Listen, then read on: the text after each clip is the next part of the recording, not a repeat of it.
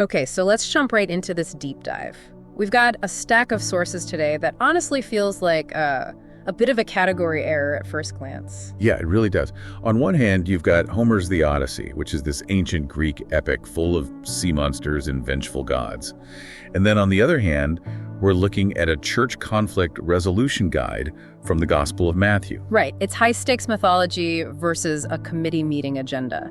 But when you layer in these devotional notes we have from February 27, 2026, you start to see that both of these sources are actually grappling with the exact same issue. And that issue is displacement. Specifically, they're asking, what is the value of a single lost individual, and what is the actual mechanism to get them home? And that is our mission today for you listening. We want to unpack that mechanism of restoration. Our sources start with this concept of shepherd's math. You know the scenario from Matthew 18, right? A shepherd has 100 sheep, one goes missing, and he leaves the 99 on the mountain to just go hunt down the one. Which is, honestly, terrible risk management if you think about it. If you run a business, you simply do not risk 99% of your assets to recover just 1%. Yeah, it's completely economically irrational. But the text frames this not as a business decision, but as a statement of identity. The source points out it is not the will of the Father that none of these little ones should perish. So the value isn't numerical at all, it's relational. Exactly. And that perfectly sets up the literary contrast we're looking at. Yeah. Because if you want to see a classic lost sheep scenario in literature, you look at Odysseus. He spends 10 years trying to get home. But his experience with the divine is the total polar opposite of that shepherd. Oh, it's a nightmare for him. The sources highlight that Odysseus is essentially surviving a cosmic family feud. Like, Athena helps him, but Poseidon hates him because Odysseus blinded his son, the Cyclops. Right, so every time he makes a little progress, Yeah. Poseidon just smashes his raft. Zeus has to step in to mediate. The devotional notes use a great word for this. They call the Greek gods capricious. They are capricious beings fashioned by human imagination. Meaning you can't trust them. They act like petty humans with superpowers. And this is where the linguistic analysis in the notes really grabbed me, because they contrast that Greek chaos with two specific Hebrew words used to describe the biblical God, which are hesed and emet. Those are definitely heavy hitters in theological terms. Hesed is usually translated as steadfast love, but it implies a deep covenant loyalty. It's like a stubbornness to stick with you. A stubbornness, yeah, I like that. And emet is faithfulness or truth. Right. So unlike Zeus, who might help you or zap you depending on his mood, this God is defined by pure consistency.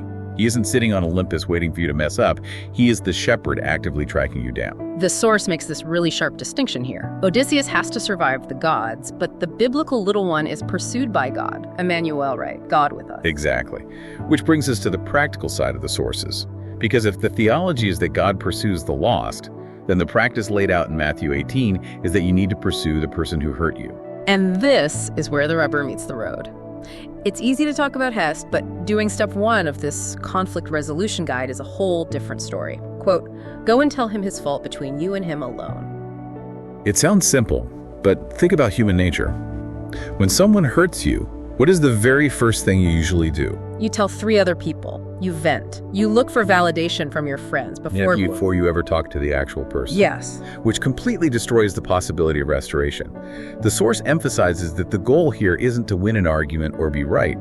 The goal is gaining your brother. By keeping it private first, you protect their dignity.